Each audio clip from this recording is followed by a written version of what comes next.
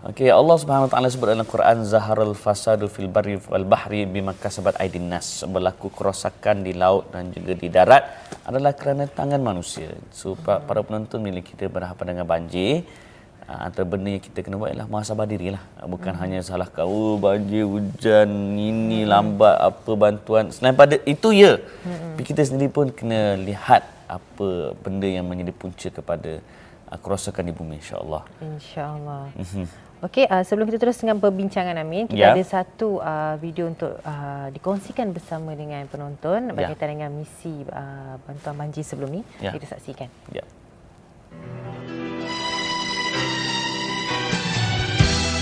Fenomena begini kerap kita lihat apabila sesebuah negeri atau negara setelah dilanda bencana.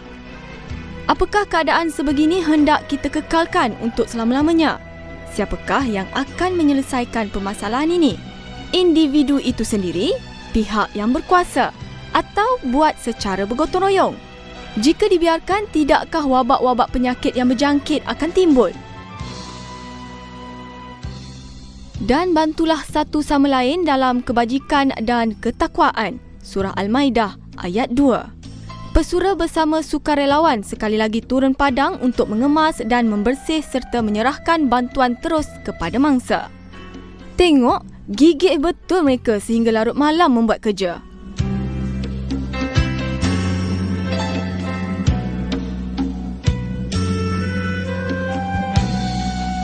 Misi pembersihan pertama, membersih pinggan mangkuk di sebuah rumah keluarga mangsa banjir.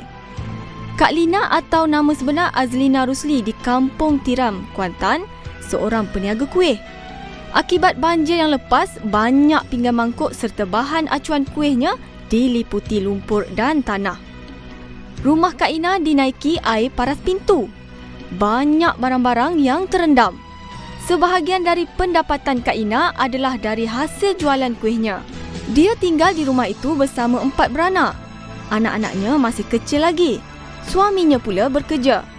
Tenaga seorang wanita manalah mampu untuk membuat dalam jangka masa yang singkat. Nak bagi anak-anak membantu apalah sangat, kederat kanak-kanak ini. Terlebih dahulu saya nak ucap terima kasih lah. Memang betul lah banyaklah membantu. Saya ni berniaga kan, berniaga kuih. Jadi diorang datang ni tolong mengemas. Memang suami kerja, kalau tak pergi kan tak boleh juga kan. Jadi diorang datang tu meringanlah, banyaklah beban saya nak cuci benda barang-barang ni. Lepas tu nanti bolehlah cepat sikit mula balik kan. Kita dah habis rosak macam ni. Pembersihan seterusnya adalah di Kuantan Sentral. Bayangkanlah masing-masing sibuk membersihkan rumah masing-masing sehingga kita lupa surau awam ini.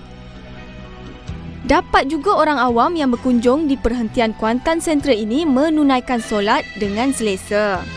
Setelah itu dapat juga kami memberi sedikit sumbangan kepada surau ini berupa sejadah dan telekung untuk surau lelaki dan juga wanita. Dalam keadaan begini, sudah tentunya orang-orang penting yang akan mengambil berat tentang keadaan sekeliling demi menjamin keselesaan dan kesejahteraan sekeliling. Wa makaru wa makarallahu wallahu khairul makirin. Kita merancang, manusia merancang, dan perancangan Allah lebih sempurna. Kita cuba buat yang terbaik untuk masyarakat, untuk rakyat. InsyaAllah kita cuba melaksanakan supaya pertamanya kita cuba menyelamatkan nyawa. Sebab itu kita merasakan kita memerlukan jumlah bot penyelamat yang agak banyak juga. Tapi Alhamdulillah kawasan ini memang kawasan tempat sungai, nelayan sungai. Kita ada bot-bot nelayan. Cuma mungkin mereka ni kekurangan enjin bot. Ialah salah satu caranya ialah kita menyediakan bot dan enjin bot untuk tujuan menyelamat. Sepanjang misi ini kami dibantu oleh MITA iaitu Malaysia Inbound Tourism Association Pahang bagi mengenali mangsa-mangsa yang harus dibantu. Bagi pihak MITA Pahang, saya ingin mengucapkan kesyukuran dan terima kasih yang teramat sangat atas kerjasama pesura yang mengumpulkan bahan sumbangan dan juga menghantar ke Kuantan dan juga tim pencucinya sekali untuk kita sama-sama membantu mangsa banjir yang telah melanda. Semoga apa yang dilakukan ini diberkati oleh Allah Subhanahu Wa Taala hendaknya. Assalamualaikum warahmatullahi wabarakatuh. Saya nak ucapkan terima kasih kepada semua yang bagi barang-barang ni. Hanya Allah sajalah yang akan membalas, memberkati, merahmati kita. Bukan kita lah, semua sekali. Ini kita kerja dengan ikhlas ya. Dan I want to say from the bottom of my heart, thank you very much for all this. Thank you.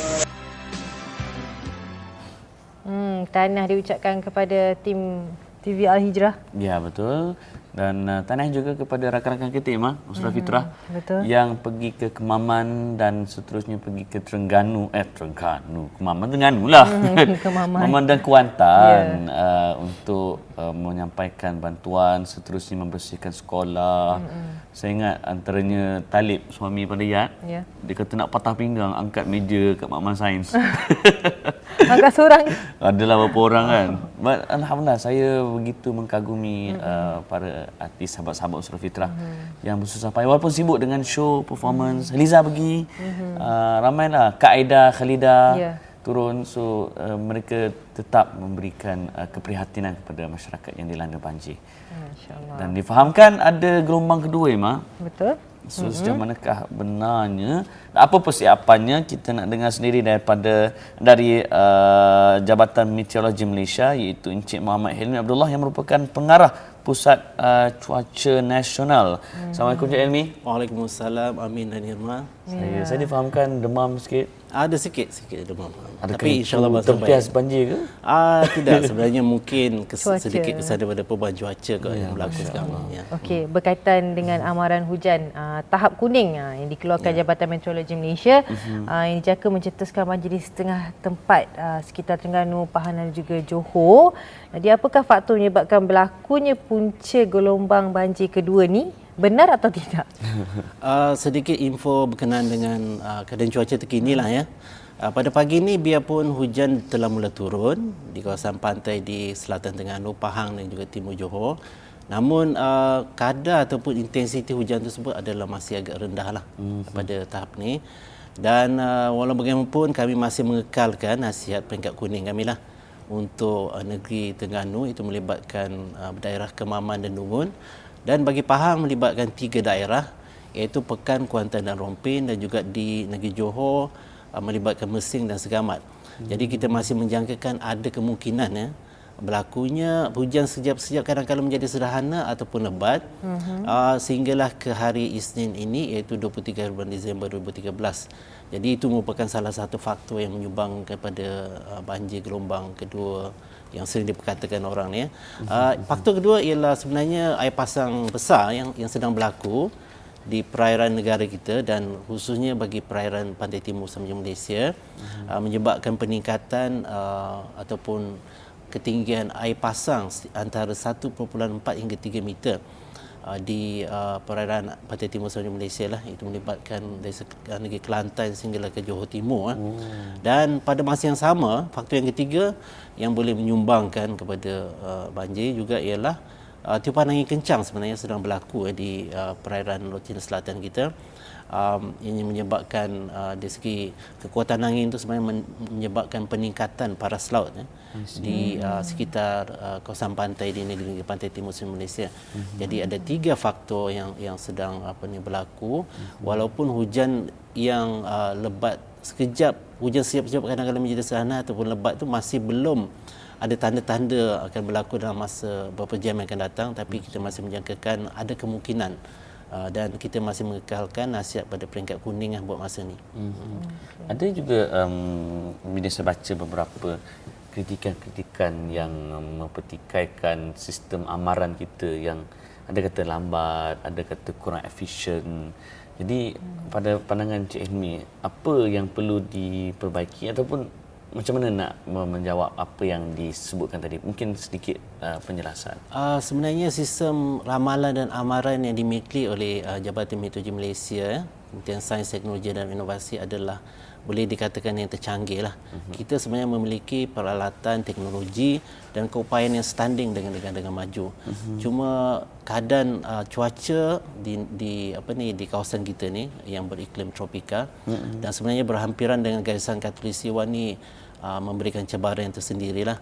Ini memang diakui oleh pakar-pakar meteorologi dan saintis seluruh dunia bahawa cabaran utama ialah untuk kita meramalkan di mana dan bila berlakunya sesuatu fenomena cuaca tersebut. Terutama sekali berskala kecil. Berlaku sesuatu macam unsangkrable lah.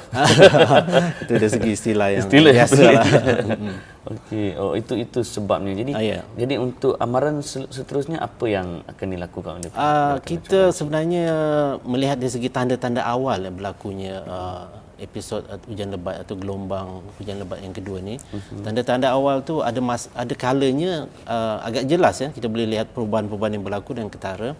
Tapi ada kalanya tanda-tanda awal tu kurang jelas ataupun terdapat perubahan-perubahan yang kecil yang boleh mempengaruhi keadaan cuaca di negara kita yang tidak dapat dikesan oleh sistem peralatan ataupun sistem dan juga keupayaan pada masa ini. Misalnya perubahan dari segi pergerakan palung monsun dari segi istilah teknikalnya, iaitu kawasan di mana berlakunya pembentukan awan yang aktif.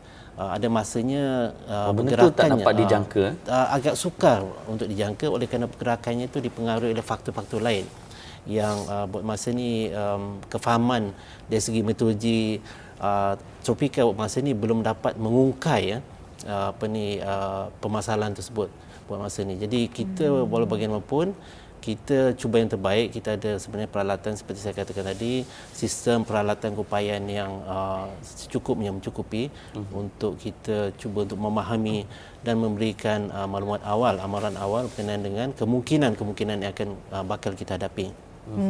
Dan Jabatan Meteorologi sini ada bekerjasama dengan agensi-agensi luar untuk menyampaikan maklumat ke? Kita dengan kerjasama agensi seperti Jabatan Pengenalan dan Saliran, Majlis Keselamatan Negara, sebenarnya kerjasama itu ada dari segi agensi-agensi pengurusan bencana yang kita salurkan maklumat maklumat ramalan dan juga amaran kepada agensi-agensi pengurusan bencana agar mereka boleh mengambil tindakan siap siaga yang sewajarnya lah. Jadi lebih baik bersedia awal daripada kita berlakunya sesuatu dan tidak ada persediaan pada peringkat awal. Jadi maklumat tersebut kita telah sampaikan melalui pelbagai kaedah melalui sistem SMS kita, melalui panggilan telefon, email dan sebagainya. Segala saluran telah kita gunakan, manfaatkan untuk menyalurkan maklumat tersebut kepada agensi-agensi, terutama sekali di negeri-negeri yang kita jangka akan terjejas dengan kejadian ataupun gelombang hujan lebat yang kedua yang boleh mengakibatkan banjir. Jadi maklumat tersebut diguna pakai oleh mereka yang berada di agensi-agensi di negeri tersebut untuk mengambil tindakan yang sewajarnya lah. Negeri mana yang Cik Amy maksudkan yang ada potensi gelombang kedua tu? Buat masa ni kita masih mengekalkan pada 3 negeri tersebut lah, iaitu Terengganu, Pahang dan juga Johor. Ada 7 daerah yang kita buat masa ni kita tumpukan, kita fokuskan oleh kerana kemungkinan lebih tinggi atau lebih besar berlakunya keadaan cuaca yang boleh mengakibatkan menyumbangkan kepada berlakunya banjir lah.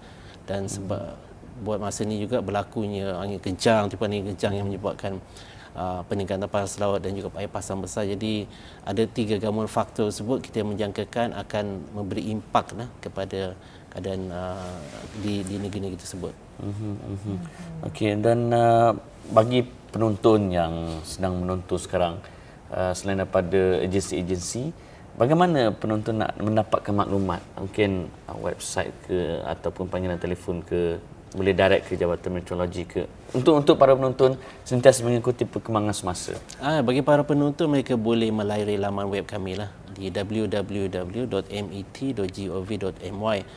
Di laman sesawang kami itu sebab terdapat pelbagai pautan kepada agensi-agensi seperti Jabatan Pengarah dan Saliran, Majlis Keselamatan Negara, ataupun melayari laman web kami, laman Facebook kami dan juga Twitter, ataupun kalau tak ada kemudahan internet dan sebagainya, boleh terus menelefon pejabat kami yang beroperasi 24 jam sehari di Pusat Cuaca Nasional dan juga di negeri-negeri yang di mana kita ada pejabat di setiap negeri lah. Di negeri-negeri terjejas tu, penduduk-penduduk di situ boleh menelefon terus kepada pejabat negeri kami untuk mendapatkan info yang terkini, dan pastikan maklumat yang mereka dapati itu adalah yang terkini. Mereka sebab maklumat ni akan dikemas kini dari semasa ke semasa dan bergantung pada keadaan semasa lah, keadaan perubahan-perubahan yang dijangka berlaku. Okey. Okey, kita nak ada satu soalan yang berkaitan dengan fenomena belalai air. Mungkin ada yang biasa dengar, ada yang tak biasa dengar. Kita nak dengar penerangan daripada Tuan Helmi sendiri. Apakah fenomena belalai air yang dicerap di Johor Bahru pada 18 Disember 2013 pada pertalian dengan gelombang kedua ni? Sebenarnya belalai air merupakan satu fenomena biasa lah yang berlaku di kawasan perairan yang beriklim tropika seperti Malaysia ni lah. Dia bukan benda biasa berlaku. Dia bukan yang luar biasa, dia biasa berlaku dan telah dicerap beberapa kali sebelum ni. Dan ada kalanya kita boleh lihat 2 ataupun 3 belalai air ni berlaku serentak. Jadi penduduk di kawasan tersebut diminta untuk tidak bimbang, tidak gusar.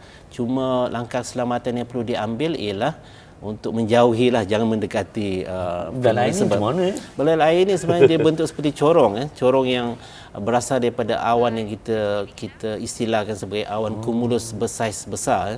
Jadi bentuk seperti corong dan sebenarnya berlaku pusaran angin di kaca televisyen sekarang sedang dipaparkan. Okey. Itu jadi para penonton tak boleh risau. Tak perlu risau, dia tak ada pertalian sebenarnya dengan gelombang hujan lebat yang kita katakan ni. Dan ianya boleh berlaku pada sepanjang tahun di kawasan perairan lah. Cuma disebabkan oleh tiupan angin yang berlaku di sekitar belalai air tersebut, ianya mungkin boleh menyebabkan kerosakan kecil lah.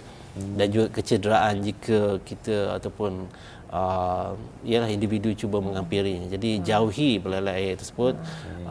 Itu langkah keselamatan yang terbaik lah. Adakah kesan dia seakan-akan seperti ribut taufan? Tak, dia sebenarnya tiupan anginnya agak jauh lebih lemah daripada puting beliung. Tapi bagaimanapun bahaya itu masih ada. Jadi dia masih boleh menarik objek yang boleh juga boleh menyebabkan menyebabkan kecederaan ataupun kerosakan kecil lah. Baik, Cik Amy, ada apa-apa pesanan untuk para penonton? Nasihat kami kepada para penonton, utamanya kepada mereka yang tinggal di negeri-negeri yang sering dilanda banjir, untuk sentiasa mendapatkan maklumat terkini, info terkini daripada kami, boleh melayari laman sesawang kami, menelefon kami secara terus, dan pastikan mendapat nasihat yang daripada pihak kami, dan juga patuhi arahan daripada pihak-pihak berkuasa tempatan lah. Jika ada arahan untuk berpindah, mereka perlu mengikuti arahan yang dikeluarkan tersebut. InsyaAllah. Baik, terima kasih banyak Cik Ilmi. Banyak juga ilmu baru saya dapat. Terutama sekali yang belalai gajah pula. Belalai tadi. Okey. Baik, para penonton, kita berehat seketika. Kita jumpa selepas ini untuk Dara Natural Herbs. InsyaAllah.